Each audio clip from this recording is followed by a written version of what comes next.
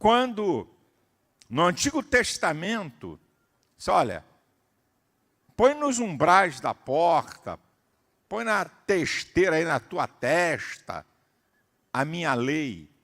Eu vou te dar só uma dica para você. Não precisa fazer quadro, mas se quiser, hoje quadro é uma coisa tão boba de se fazer. Eu vou te dar um conselho.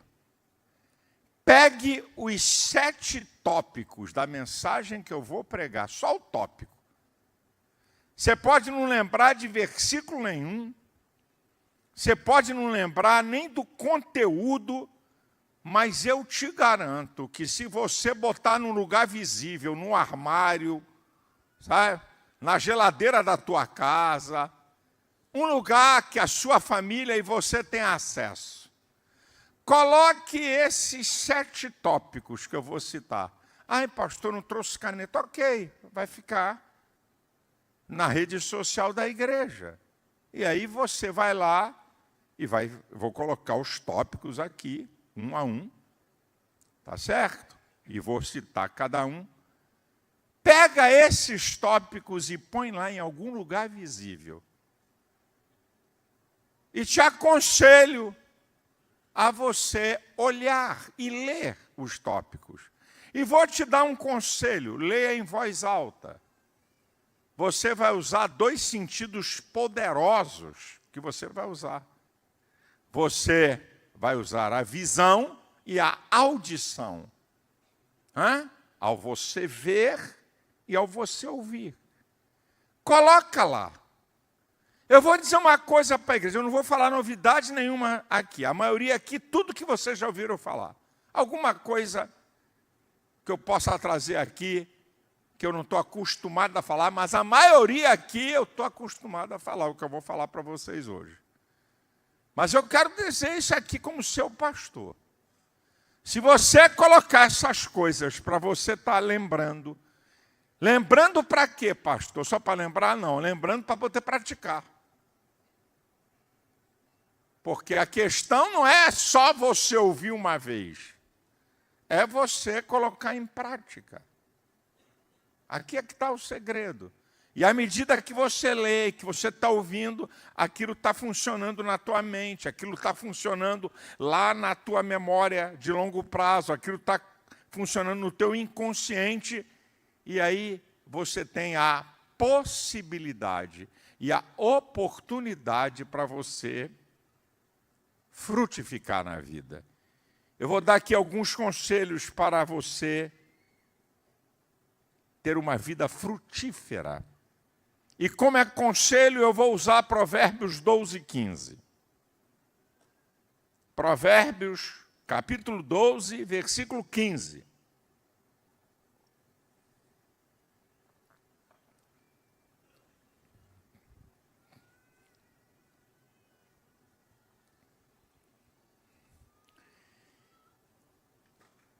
Provérbios 12, 15 diz assim: o caminho do tolo é reto aos seus olhos, mas o que dá ouvidos ao conselho é... O que dá ouvidos ao conselho é o quê? Então, meu querido, e dar ouvidos a conselho, essa linguagem bíblica, significa que você vai colocar em prática. Então, eu vou te dar aqui alguns conselhos para você ter uma vida frutífera. E aqui na minha introdução, quando a gente fala em ter uma vida frutífera, você já sabe, produzir coisas boas na sua vida. E preste atenção a isso aqui, que é tão simples e que eu já falei. Você só pode dar o que tem essência. Você só pode dar o que tem essência.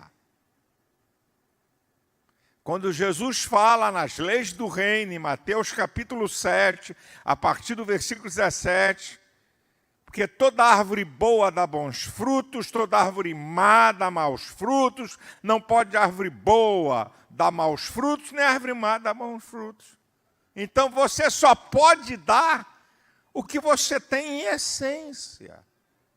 Por isso que vida frutífera, na definição, quando eu preguei a mensagem em dezembro, estou lembrando a vocês aqui, antes de mostrar aqui 7 tópicos para você ter uma vida frutífera, eu falei para você, o que é uma vida frutífera?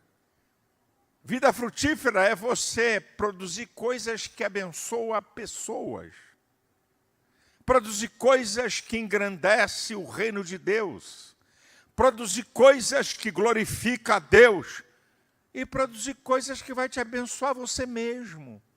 Porque a árvore boa produz bons frutos. Isso é, a essência dela é boa. Então ela pode produzir coisa boa. É isso que eu e você temos que entender.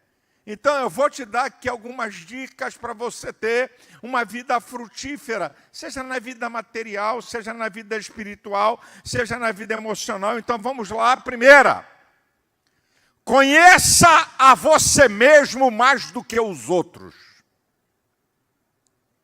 Porque tem gente que conhece tanto da vida dos outros e conhece pouco da sua vida. Está rindo, né, irmão? Tem gente que conhece tanto da vida dos outros e conhece pouco da sua vida. A grande arte do ser humano é dirigir-se a si mesmo. É o que nós chamamos do olhar introspectivo. É falar consigo mesmo. É autoanálise. Uma das 3 coisas, só vou lembrar uma, porque a mensagem não é essa, que eu já falei aqui também. Uma das 3 coisas mais importantes que a mente humana precisa. A mente humana precisa de foco. A mente humana precisa de heróis e a mente humana precisa de conversa. Mas não é você sair falando sozinho na rua, senão vão dizer que você está da cuca. É você falar com você mesmo. É você se dirigir a você mesmo. Escute isso, meu irmão. Muitos problemas e muitas questões da vida você consegue resolver quando você se dirige para você mesmo. O salmista do Salmo 42 estava vivendo uma depressão profunda. Qual é o sintoma da depressão profunda do salmista do Salmo 42? As minhas lágrimas se servem de alimento todo dia. Choro constante. Aí ele vai chegar lá no versículo de número 11 e 12, no final do Salmo 42, e ele vai falar consigo mesmo: por que estás abatida, ó minha alma? Por que te perturbas dentro de mim? Ele está falando com ele. Por que eu estou nessa situação? Por que eu estou nesse estado emocional que é o pior que tem? Por quê? Aí ele vai responder: espera em Deus. Eu ainda o louvarei. Ele é o meu Deus e a salvação da minha face. Muitas vezes, amado irmão, ao você se dirigir a você mesmo, você encontra saídas e respostas. Agora escute isso aqui, queridão. Sabe por que as pessoas não querem olhar para dentro de si?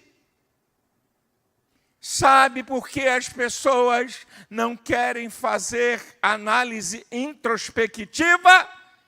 Porque dói, porque machuca, porque você vai ver os seus defeitos e os seus erros. A verdade, minha gente, é que as pessoas não querem sentir dor, nem emoções negativas, que são de fundamental importância para estruturar o teu emocional. Nós estamos vivendo, como os especialistas dizem, a geração dopamina. Dopamina é o hormônio da felicidade e da alegria. As pessoas querem estar felizes e alegres o tempo todo, não querem sentir dor. Não querem sentir amargura. Você não pode ver uma vida de dor emocional. Estou falando de dor emocional. Você não pode ver uma vida de amargura, mas sentir é importante para você estruturar o teu emocional. Você sabia que nos Estados Unidos, a quantidade de antidepressivo que as pessoas estão usando mata mais do que o trânsito e do que armas, porque lá na América todo mundo tem uma arma. Você sabia? É a geração dopamina. Eu quero ser feliz. Então, qualquer coisa que mexa no meu emocional, eu tenho que tomar um remédio. Porque as pessoas não querem sentir dor emocional. Então, elas não querem olhar para dentro de si. Mas quando você olha para dentro de si, você vai ver dois extremos da sua vida que são fundamentais para você ver. Fraquezas e limites, aptidões e potencial. Você, ao olhar para dentro de você, ao analisar a sua vida, você vai descobrir suas fraquezas e limites, mas também vai descobrir o seu potencial e suas aptidões. Aptidão é capacidade, habilidades inatas ou adquiridas para realizar coisas. Agora, olha como é que a Bíblia me mostra que é interessante. Gideão reconhecia suas fraquezas e necessidades, mas não reconheceu sua aptidão e seu potencial. Só você ir para a Bíblia. Em Juízes 6,14, quando o Senhor fala que quer usá-lo para livrar o povo, o que é que ele vai dizer? Quem sou eu? Eu sou o menor na casa do meu pai, o meu milheiro é o menor em Israel. Olha lá, ele reconhece suas fraquezas, ele reconhece seus limites, mas não reconhece seu potencial. Quem reconhece seu potencial é Deus. No versículo 12 e no 15. Varão valoroso, o Senhor é contigo. Vai nesta tua força. Deus estava reconhecendo o potencial e a aptidão dele. Ele só reconhecia a fraqueza. Agora tem um outro personagem na Bíblia que só reconhecia potencial e aptidão. Não reconhecia a fraqueza e limite. O nome dele é Sansão. Ele reconhecia isso. Quando vinha em cima dele, o pau quebrava, ele arrebentava. Ele confiava tanto no seu potencial que brincou com o que não podia brincar. Até que descobriu seu coração, a Dalila, e está lá em Juízes 16, 20, quando ele revela onde é que está o ponto fraco, ela rapa a sua cabeça, os filisteus vêm sobre ti, ele diz, eu me levantarei como das outras vezes. Ele já se levantado 3 vezes. E aí, meu amigo? Já era. Teve os olhos arrancados, virou palhaço para filisteu. Agora, tem um outro personagem na Bíblia que reconhece fraquezas e limites, mas também reconhece aptidão e potencial, Davi. O Salmo 40, versículo 17 é de Davi. Eu sou pobre e necessitado, mas o Senhor cuida de mim. Ele reconhece seus limites, suas fraquezas.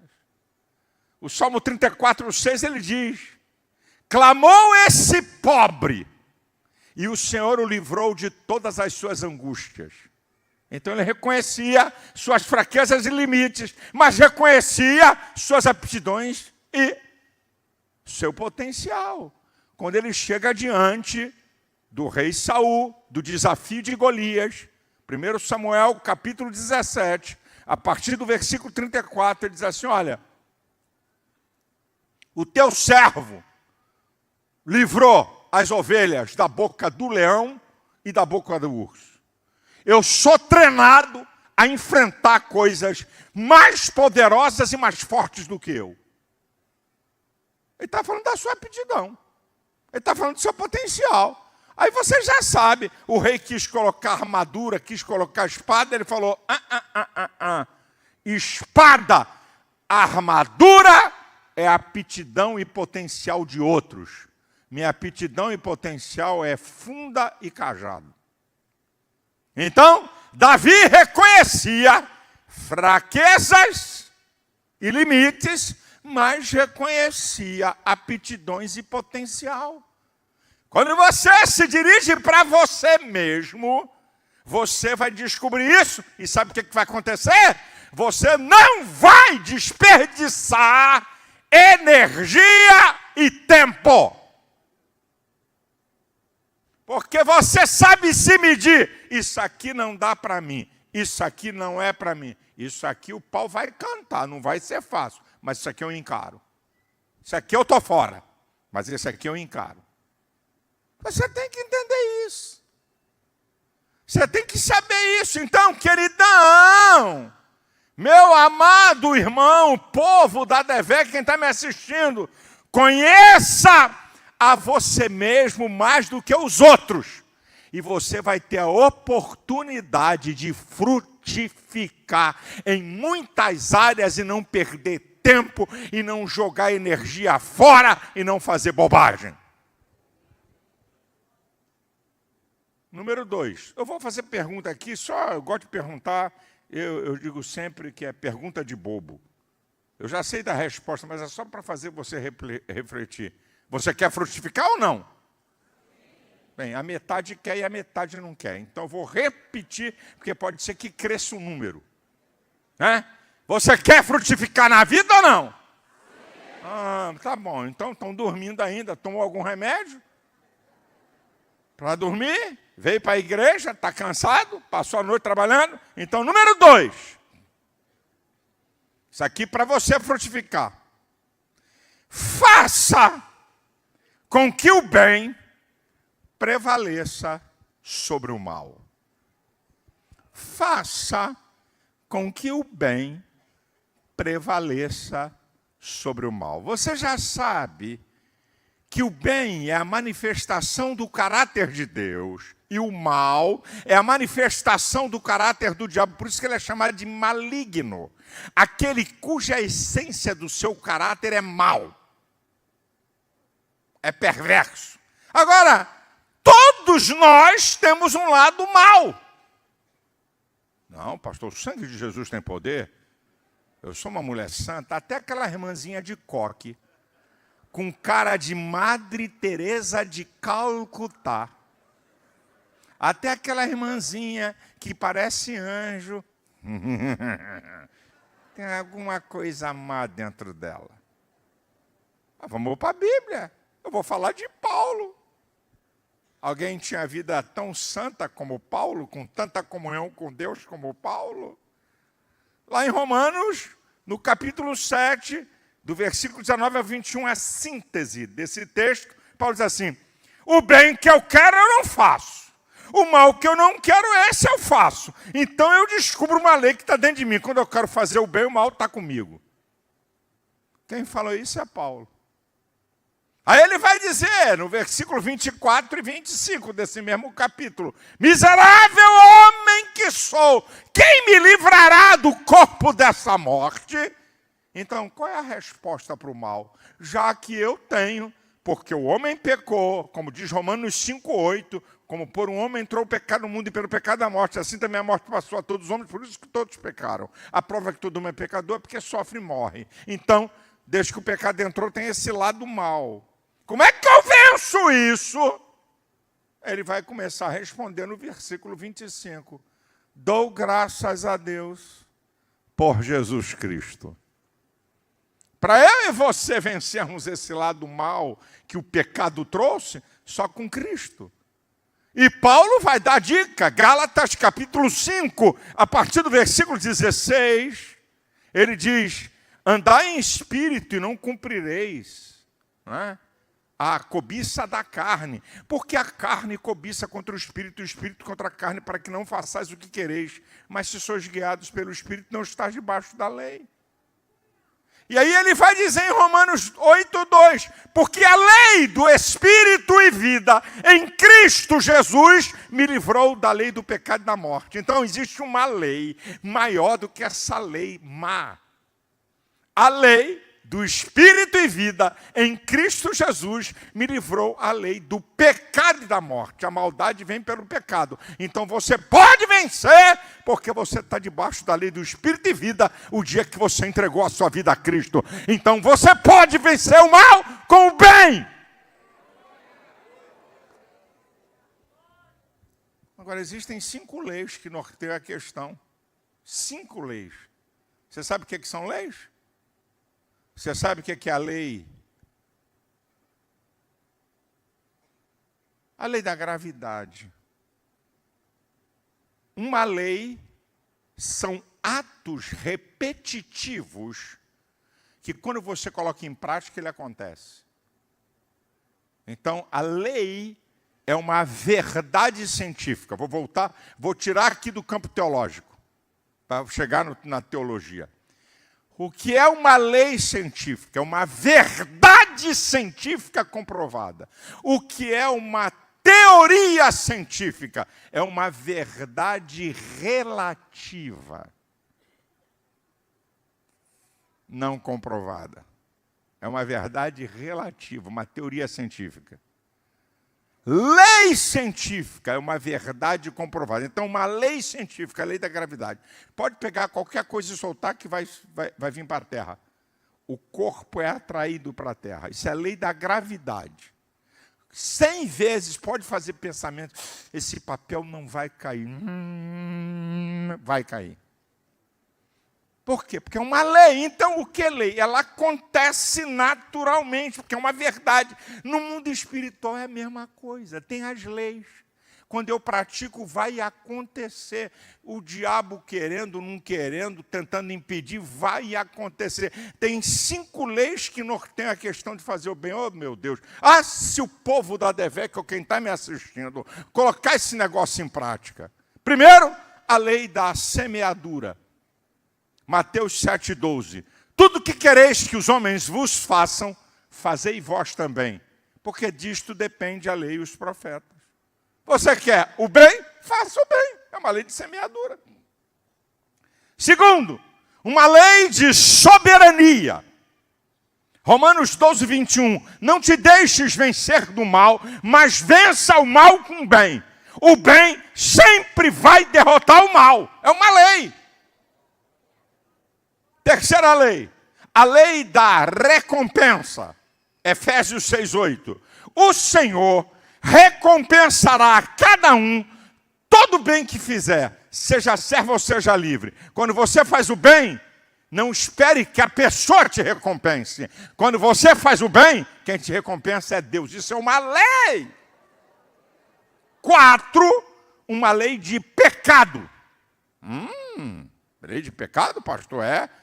Tiago, capítulo 4, versículo 7 ou 17. Agora me deu aqui um branco. Olha aí, me responde aí. Abre a Bíblia aí para me responder. Aquele que sabe fazer o bem e não faz, comete pecado. Se você pode fazer o bem e não quer fazer o bem, você peca. É uma lei que também funciona. É o 17. Tiago 4,17. E número 5, são 5 leis que operam. Lei é natural, ela acontece sem você, não precisa nem orar. Senhor, eu estou fazendo bem, aleluia, glória a Deus, eu vou vencer o diabo, não precisa orar. Senhor, eu estou fazendo bem, me recompensa, não precisa orar, vai funcionar. E a 5ª lei, a lei do reino de Deus, que é uma das provas de que você é filho dele. Mateus capítulo 5, versículo 44 e 45. Fazei o bem aos que vos odeiam, para que sejais filho do vosso Pai que está nos céus. Quando você faz o bem, é uma das, não é a única prova de que você é filho de Deus. Se você vencer o mal com o bem, se o bem prevalecer, te prepare, você vai frutificar.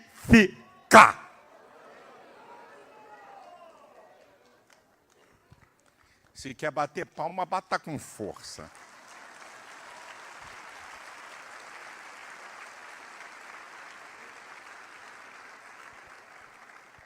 Tem irmão que só falta bater palma assim.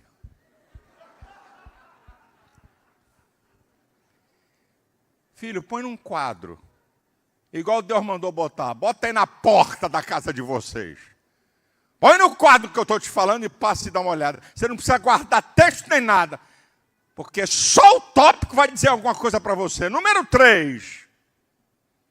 Se você quer ter uma vida frutífera, faça com que seus sonhos sejam maiores do que suas frustrações. Faça com que seus sonhos sejam maiores que suas frustrações. Vamos voltar de novo para o problema emocional. A pessoa não quer ser frustrada nunca. E as frustrações não pioram tua estrutura emocional, ela estrutura a tua estrutura emocional. O que são as frustrações?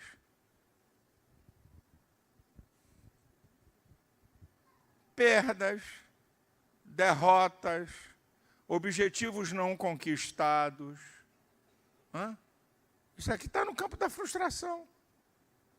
Rejeição, falta de perspectiva na vida. Isso leva à frustração. Agora, se isso for maior do que os teus sonhos são objetivos, ideais, eu estou com pena de você. Frustrações todos nós passamos. E não é para te matar nem para destruir. É para você aprender a lidar com emoções negativas e estruturar o seu emocional para embates maiores. Todo mundo passa por frustração. Todo mundo passa. E você tem que entender isso, querido. Mas se você tem sonhos, que são objetivos e ideais, queridão, eu já falei aqui, eu vou repetir para você. O sonho dá direcionamento à vida. O sonho diz que vale a pena eu lutar por alguma coisa. O sonho é o melhor prognóstico para o futuro. O sonho, quanto maior é o meu sonho, maior é o potencial a ser desenvolvido. O mundo de um cego é determinado pelo limite do seu tato e da sua audição. O mundo de um homem ignorante é determinado pelo limite do seu conhecimento.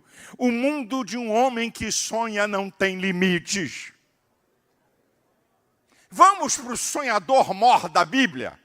O sonhador mor é José. É o maior sonhador da Bíblia. Frustrado na casa do seu pai, frustrado na casa de Potifar, frustrado na cadeia. E qual foi a chave dele? Nunca perdeu seus sonhos. E como é que você sabe disso? Você vai para Gênesis 41, versículo 51, 52, quando nascem os 2 filhos dele, o que ele vai dizer? O meu primeiro filho vai se chamar Manassés. O Senhor me fez esquecer da casa do meu pai e de todo o meu trabalho. O cara foi escravo 13 anos. O Senhor me fez esquecer dessas frustrações. Aí nasce Efraim, que significa prosperidade. O Senhor me fez prosperar na terra da minha aflição, na terra das minhas perdas, na terra das minhas frustrações. E por que ele não se perdeu? Porque ele tinha sonhos. Ele tinha sonhos. Ou você acha que eu nunca fiquei frustrado na vida? Ou você acha que tudo que eu pedi a Deus, Deus me deu? Tudo que Deus fala comigo, é tudo, olha, não tem uma, irmão. Ai, meu Deus, ô Senhor da glória, eu vou ficar quieto. Me ajuda. Ajuda o teu povo. Deixa eu dizer uma coisa para você, queridão. Coisas fundamentais para o sonho. Aqui tem uma mensagem, só que eu não vou pregar, não. Aí, pregadores, eu vou dar os tópicos. elementos ou ingredientes fundamentais para o sonho. Sonhar com o quê? Sonhar por quê? O que é? O que é importante nesses teus objetivos e sonhos? Então, segura aí. Olha os tópicos aí. Um dia eu prego. Prega na minha frente, mas um dia eu prego. Tá aqui, ó. Ingredientes para os teus sonhos ou para os teus objetivos. Conhecimento. Sabedoria. Inteligência. Relacionamentos. Trabalho. Predisposição para enfrentar adversidades. Vai saber que vai ter luta e que o pau vai quebrar em cima de você. Estratégias. Direção de Deus e atitudes. Sonhar por sonhar. Eu estou sonhando, aleluia, glória. Eu tenho cada sonho, pastor, é mesmo? Você tem sonho? Está usando inteligência? Está usando conhecimento? Foi buscar conhecimento para esse sonho que você tem? Foi pedir a Deus sabedoria? Está trabalhando? Relacionamento que ninguém chega a lugar nenhum sozinho? Estou aqui mostrando para você, não estou inventando nada não, meu irmão. Tem disposição, porque vai ter gente querendo roubar, te derrubar do sonho. Tem disposição para enfrentar isso? Está com vontade de enfrentar isso? Direção de Deus e atitudes, que são ações. Está aqui, ó, os ingredientes de um sonho. Escute o que eu estou te falando, meu queridão. Isso aqui é da máxima importância. Se você quer que os seus sonhos sejam maiores do que suas frustrações, porque uma pessoa frustrada não vai frutificar na vida. Porque ela se sente a pior pessoa do mundo, ela se sente um perdedor sempre, ela se sente o pior da família, ele é o azarão, nada dá certo para ele. E uma pessoa que só fala de frustração é porque não tem sonho nenhum. É porque não tem sonho nenhum. Isso é, não tem objetivo nenhum na vida. O que você quer? Onde é que você quer chegar? Isso aí vai fazer você superar suas frustrações, meu irmão. E você vai ser produtivo. Vai abençoar você, e vai abençoar outros, e vai abençoar o reino, e vai glorificar a Deus. Número 4, tem gente aí ainda que quer frutificar? Tem gente aí no Nordeste que quer frutificar? Tem. Estou ouvindo daqui. Portugal, tem gente aí que quer frutificar? Ou você está aí para ser um ameba? Viver de subemprego em Portugal. E a mesma coisa para você que está na América. É para quê? Para ficar fugindo do cara da capa preta, do uniforme preto, da imigração. É para isso que você está aí? E para você que está no sul do Brasil, e para você que está no centro-oeste, e para você que está no sudeste, e para você que está no norte. Você quer frutificar? Prega aí na geladeira. Faz um memorial. Olha para esse negócio aí. Eu garanto para você que você vai frutificar na vida como você nunca frutificou.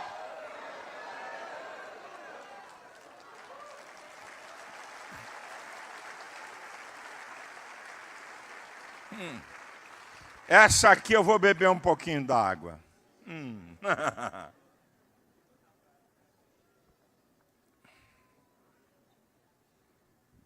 Faça com que o dar e não o receber norteie a sua vida. Faça com que o dar e não o receber norteie a sua vida. Quando Paulo, em Atos 20:35, lembrando as palavras de Jesus, melhor coisa é dar do que receber. O que Paulo está dizendo com isso?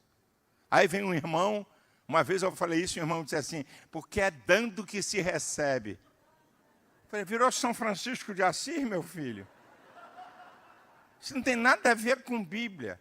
O que Paulo está dizendo? Porque a melhor coisa é dar do que receber. Porque se você vai receber, é porque você tem necessidades. E se você tem para dar, é porque você não tem necessidade. Essa é a ideia de Paulo. Melhor coisa é dar do que receber. Receber porque precisa. Porque tem necessidade. Agora, irmãos, escute isso, por favor.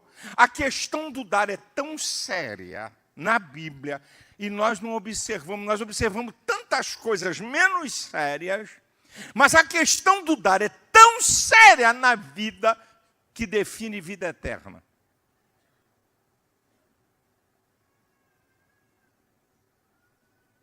O que é que Jesus falou em Mateus, capítulo 25, a partir do versículo de número 34, em síntese?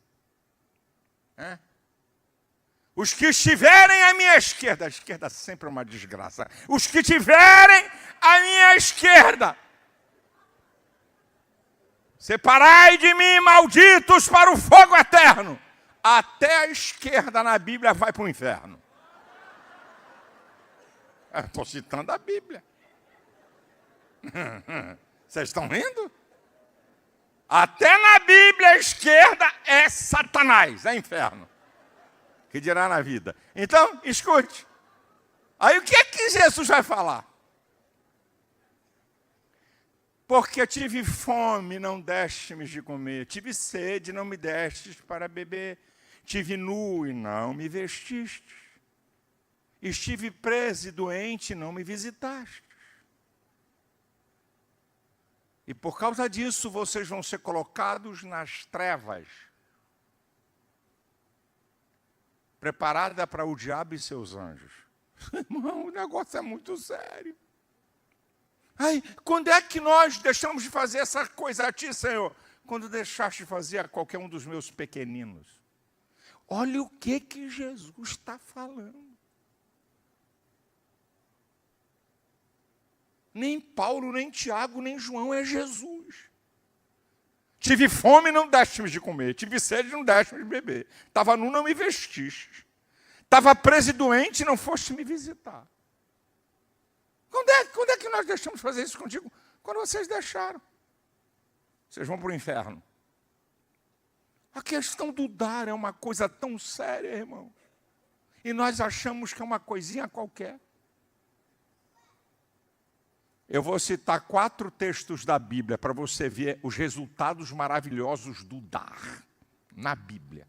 Ah, se o povo da Devec entendesse isso. E não apenas entender, porque você pode entender e não praticar. Mas se você entender e praticar.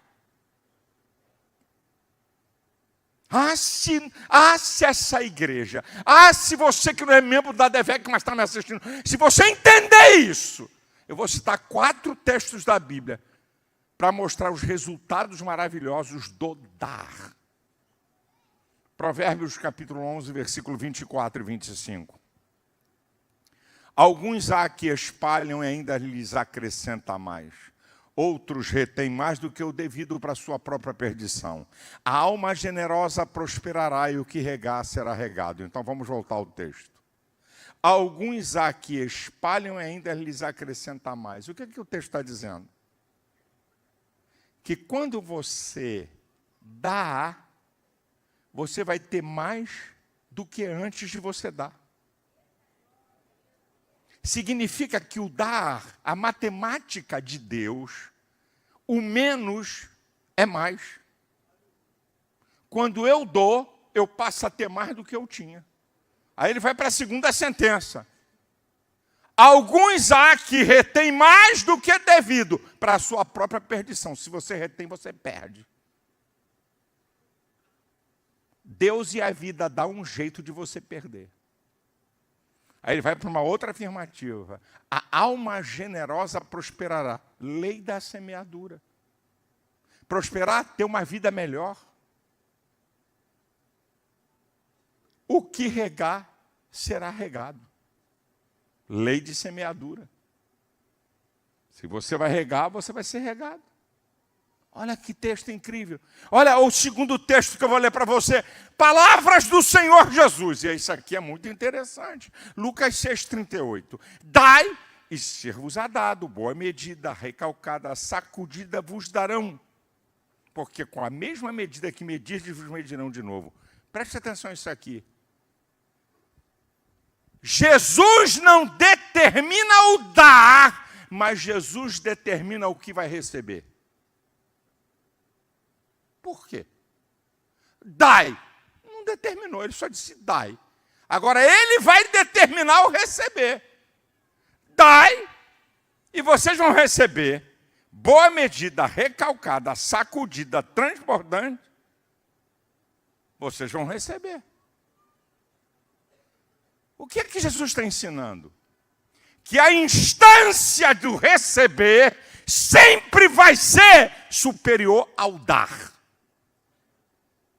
O receber sempre será maior do que o dar. A colheita do receber sempre será maior do que o dar. É o que eu leio o texto, interpreto segundo as normas da hermenêutica e da exegese. O texto é claro. Jesus não falou: dai boa medida, recalcada, sacudida e transbordante, porque vocês vão receber boa medida, sacudida. Não, não, não. Dai.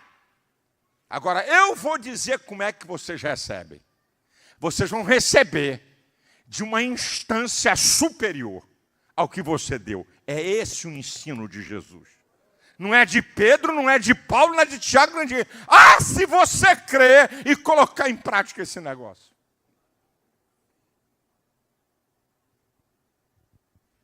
Eu ando muitas vezes com dinheiro.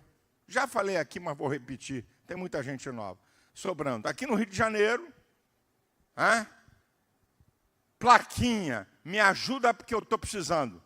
Nem vou abrir o vidro. Vai ficar com a placa até morrer. Mas estou vendo um cara vendendo produto, uma mulher vendendo produto, um homem vendendo produto, então é trabalhador, mudou. Quantas vezes eu abro o vidro do meu carro, chamo o cara, diversos aspectos, não tem uma regra, e cada um tem um nível, viu, irmão? Faça no seu nível. Quantas vezes vem, eu abro o vidro, está lá,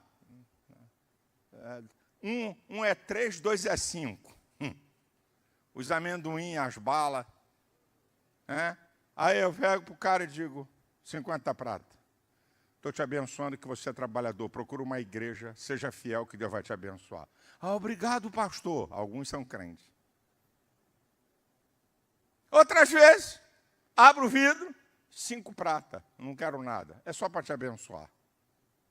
Quantas vezes eu não tenho número desse negócio? Ih, pastor, mas eu não tenho 5 prata para dar. Tem 50 centavos? Tem R$1? Experimenta fazer isso uma vez. E também, de vez em quando, eu recebo oferta que eu nunca vi o cara nem mais gordo, nem mais magro. Ou alguém, eu recebo oferta de gente que eu vejo mais gordo e mais magro, diz, eu quero te mandar uma oferta, eu quero te abençoar.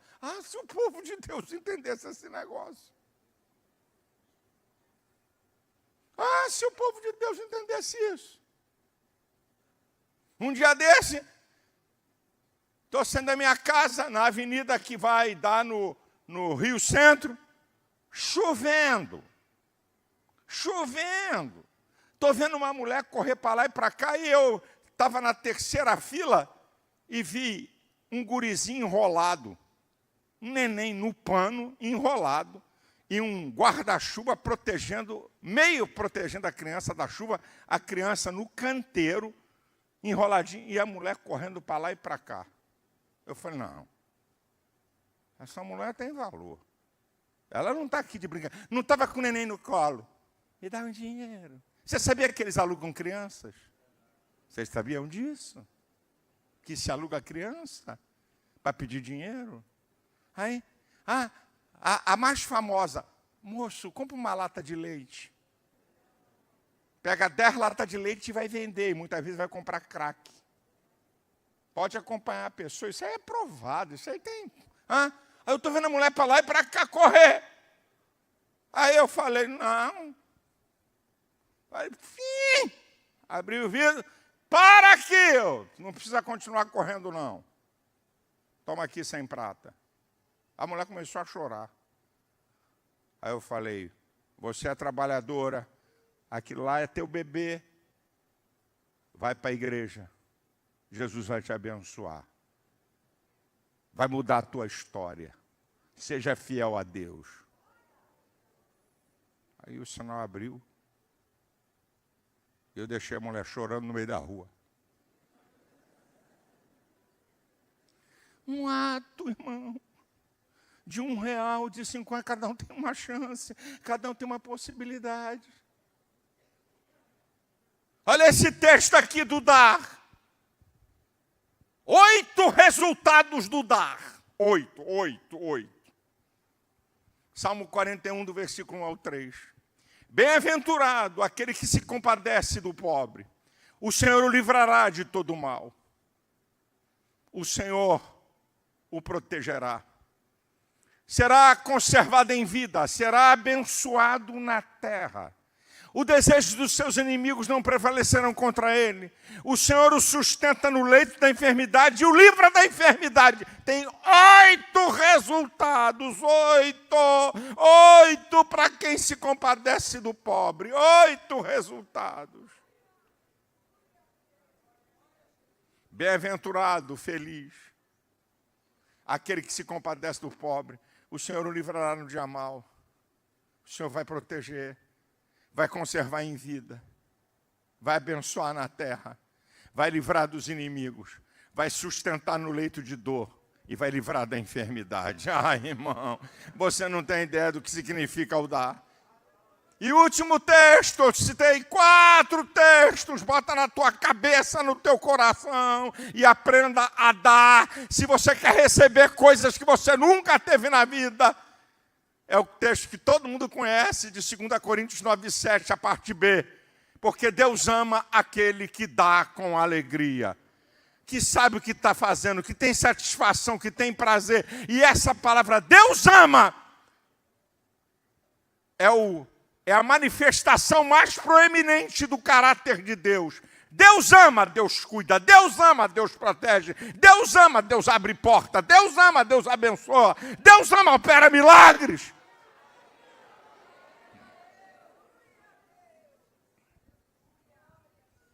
Ah, povo de Deus.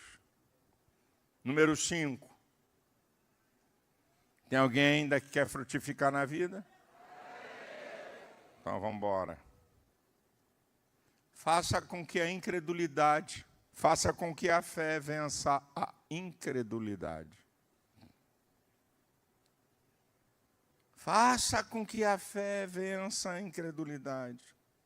A incredulidade retém o poder de Deus. Marcos capítulo 6, do versículo 1 ao 6. Jesus curou poucos enfermos em Nazaré, diz lá, e ficou admirado da incredulidade deles. Isso aí não é o carpinteiro, não é?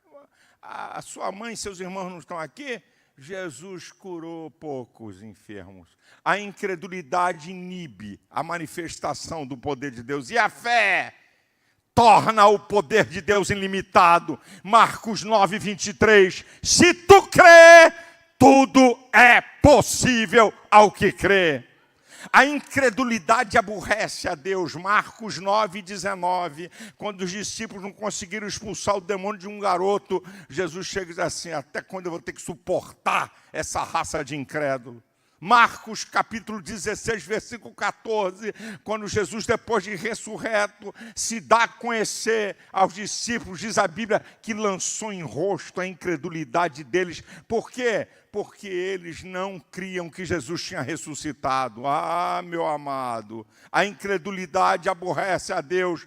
A fé é o instrumento fundamental para agradar a Deus. Hebreus 11:6. Sem fé é impossível agradar a Deus, porque é necessário que aquele que se aproxima de Deus creia que Ele exista e que é galardoador dos que o buscam. A incredulidade faz você ver apenas aonde os olhos te alcançam.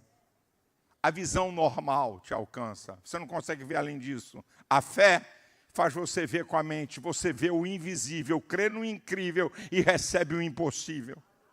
Pega a história de Abraão e de Ló. Gênesis capítulo 13, versículo 10. Paulo estava quebrando entre os pastores. Abraão chega e diz assim: se você escolher a direita, eu vou para a esquerda. Se você escolher a esquerda, eu vou para a direita. Aí diz o texto: e Abraão levantou os seus olhos e viu as campinas do Jordão. E Ló levantou os seus olhos e viu a campina do Jordão. Abraão levantou olho nenhum. Porque fé você vê com a mente. Incredulidade com os olhos. A fé está aqui, ó. É a visão. Vai passar, vai transpassar. Agora escute uma coisa: a grande batalha entre a fé e a incredulidade está na mente humana. Quem vencer vai determinar sobre sua vida, meu irmãozão. 2 Coríntios 4,4 diz que o Deus desse século chegou ao entendimento dos incrédulos para que não resplandeça a luz do Evangelho da glória de Cristo. O Deus desse século chegou ao entendimento, a mente. Hebreus 11:3, pela fé entendemos que os mundos foram criados pela palavra de Deus, de sorte que aquilo que se vê não foi feito do que é aparente. Está falando do mundo subatômico, o que a ciência aí 50, 60 anos está falando. Está falando desse mundo. Olha lá, a fé, entendimento. Agora, meu queridão, a verdade é o seguinte: a fé é alimentada pelo mundo. A incredulidade, desculpe, é alimentada pelo mundo. 1 João 2,15, não ameis o mundo nem o que no mundo há, porque tudo que há no mundo não é do Pai. A cobiça dos olhos, a cobiça da carne, a soberba da vida. E o mundo passa com a sua cobiça. Então, quem alimenta a incredulidade é o mundo. E quem alimenta a fé? A palavra de Deus. Romanos 10:17, a fé vem pelo ouvir e ouvir a palavra de Deus. A fé derrota a incredulidade. 1 João 5,4, esta é a vitória que vence o mundo, a nossa fé. Qual é o resultado da incredulidade? Apocalipse 21:8, inferno. Qual é o resultado da fé? Efésios 2:8, pela fé, pela graça de Deus, sois salvos por meio da fé. A fé nos leva à salvação. Faça com que a fé derrote a incredulidade. Você pode estar com porta fechada. Você pode estar vivendo o pior momento da sua vida. Você está debaixo de luta, de adversidade. Pastor, acabou o ano, só Deus sabe. Eu estava pedindo a Deus para acabar. Mas começou o novo e continua a mesma coisa. Mas olha, eu creio que a porta vai se abrir. Eu creio que vai vir milagre. Eu creio que Deus vai mudar a minha sorte. Creia! Esta é a vitória que vence o mundo. A nossa fé!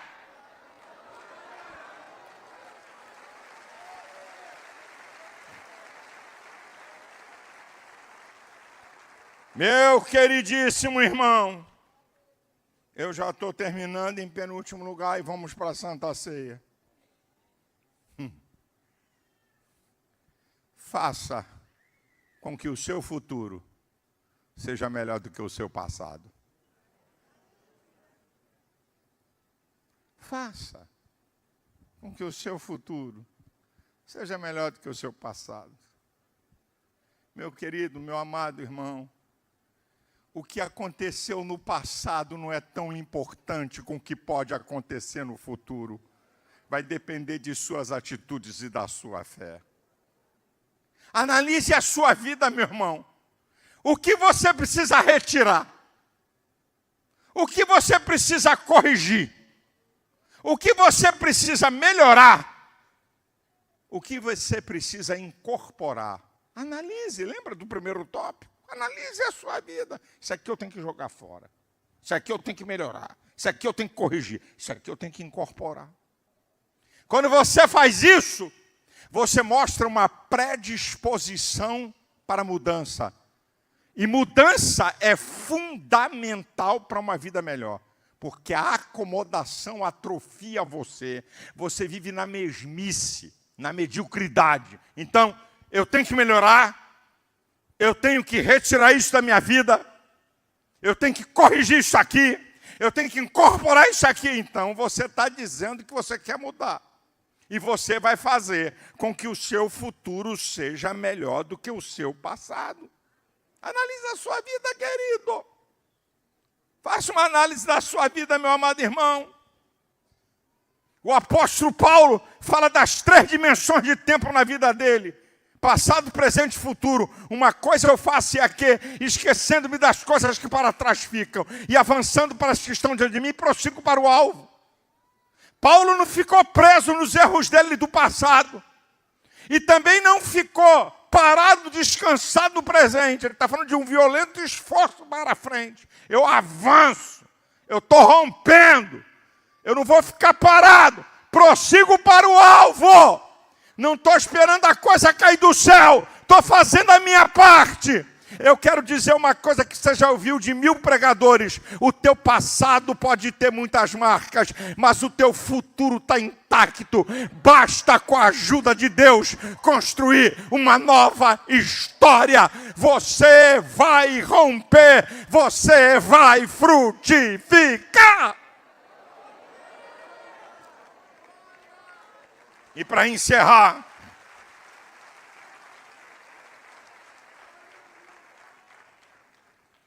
tira a foto do tópico. Vai lá na rede social da igreja, se você não tirou foto nenhuma, ou se você não está anotando. Anota esses 7 tópicos e faça um quadro. Estou repetindo, irmão. Bota no lugar. Não precisa fazer um quadro grande, não é minha foto não, pelo amor. O sangue de Jesus tem poder. Não é com a minha foto, não. Faz um quadro com esses dizeres. Põe um lugar visível para você não esquecer. E em último lugar, para a gente encerrar, aqui está uma chave que é a mais importante. Faça da sua dependência de Deus e não a sua autossuficiência a marca da sua vida. Faça da sua dependência de Deus e não a sua autossuficiência a marca da sua vida. Salmo 37, versículo 5 diz: entrega o teu caminho ao Senhor, confia nele e o mais ele fará. Confiar é perder controle e transferir para outro. O Salmo 20, versículo 7 e 8 diz: uns confiam em carros e outros em cavalos, mas nós faremos menção do nome do Senhor nosso Deus. Uns encurvam-se e caem, mas nós nos levantamos e estamos de pé. O sábio Salomão, em Provérbios 3, 5, diz assim: confia no Senhor de todo o teu coração e não te apoie no teu próprio entendimento.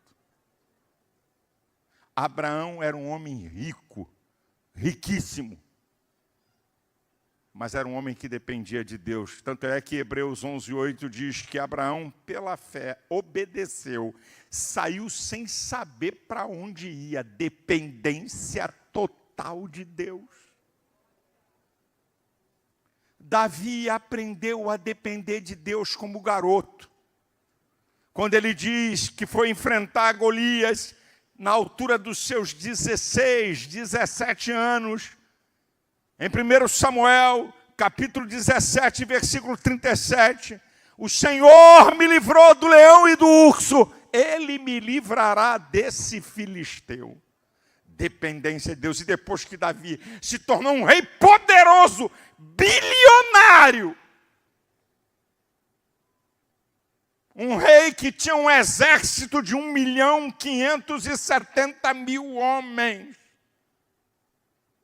Ele vai dizer em 1 Crônicas 29, a partir do versículo 11, tua é, Senhor, a magnificência, a honra, o poder e a vitória. Teu é, Senhor, tudo o que há nos céus e na terra. Tu te exaltastes acima de todo como chefe. Riqueza e glória vêm diante de ti. Tu dominas sobre tudo. Na tua mão está o engrandecer e o dar força a tudo. Por isso, louvamos o nome da tua glória, porque quem sou eu e quem é meu povo para que pudéssemos dar essas coisas voluntariamente, porque tudo provém de ti e da tua mão tomamos. Dependência de Deus, meu irmão. Quando Jesus estava fazendo um discurso duro Em João capítulo 6, ele diz, vocês aí, os 12, todo mundo foi embora. Quase 20 mil pessoas caíram fora. Sobraram os 12. Talvez um disse, se Pedrão correr, a gente corre. Porque Pedrão era o líder. E Jesus fala, vocês também não querem ir embora, não? E aí o apóstolo Pedro, à altura do versículo 66 e 67. Para quem iremos nós? Só tu tens a palavra de vida eterna. E temos crido e conhecido que tu és o Cristo. Dependência de Deus. A palavra nos convida a dependermos do Senhor. Somos dependentes desse Deus poderoso. O Salmo 89, versículo 6 diz, no céu não há ninguém igual a Ele. Entre os filhos dos poderosos, ninguém é semelhante a Ele. O versículo 13 diz, pois tu tens um braço poderoso, forte é a tua mão e elevada é a tua destra. O Salmo 56, versículo 11 diz, eu tenho, diz o texto, diz o Salmo, eu tenho posto a minha confiança em Deus, por isso não temerei o que me possa fazer o homem. O Salmo 16, versículo 8 diz, tenho posto o Senhor continuamente diante de mim, Ele está à minha mão direita, por isso nunca vacilarei. Abacuque, quando ele escreve, está no meio do caos, da violência, da corrupção. No capítulo 2, versículo 4, ele vai dizer que o justo vai viver da fé. E no versículo 3, a partir do 17, um texto que nós conhecemos, ainda que a figueira não floresça, não haja frutos no campo, o produto da oliveira minta, os campos não produzam alimento, as ovelhas das malhadas sejam arrebatadas e nos currais não hajam vacas, eu todavia me alegrarei no Senhor. Exultarei no Deus da minha salvação. Jeová, o Senhor, é a minha força. Ele fará os meus pés como da corça e me colocará sobre as minhas alturas. Duas coisas Abacuque está dizendo. Quando eu não tiver nada, quando tudo estiver arrasado, quando não tiver esperança nenhuma nesse mundo, quando não tiver resposta, quando eu estiver atravessando a pior tempestade, a maior necessidade, o Senhor vai fazer os meus pés como das corças e vai me colocar em lugares altos. A corça tem uma velocidade espantosa para subir. Deus vai colocar você em lugares altos no dia da adversidade e no dia mau. Adevec, povo de Deus, vamos depender do Senhor. Ele tem as respostas que você precisa. Ele é o Deus Todo-Poderoso. Ele cuida de você. Ele sustenta você. Essa luta, essa adversidade não é para te matar. Deus está te estruturando. Vem coisa boa de Deus. Vem portas abertas para você. Você vai frutificar. O diabo quer que você seja estéril. O diabo quer que você seja só um receptor. Mas eu sou profeta de Deus. Sou teu pastor. Obedeça, ouça o que o Espírito está dizendo aqui nessa manhã. Preste atenção a tudo isso e te prepare. Você vai frutificar como nunca. Vão acontecer coisas extraordinárias na sua vida. Quem crê nisso, fique de pé. Exalte ao Senhor. Glorifique a Deus. Você vai frutificar.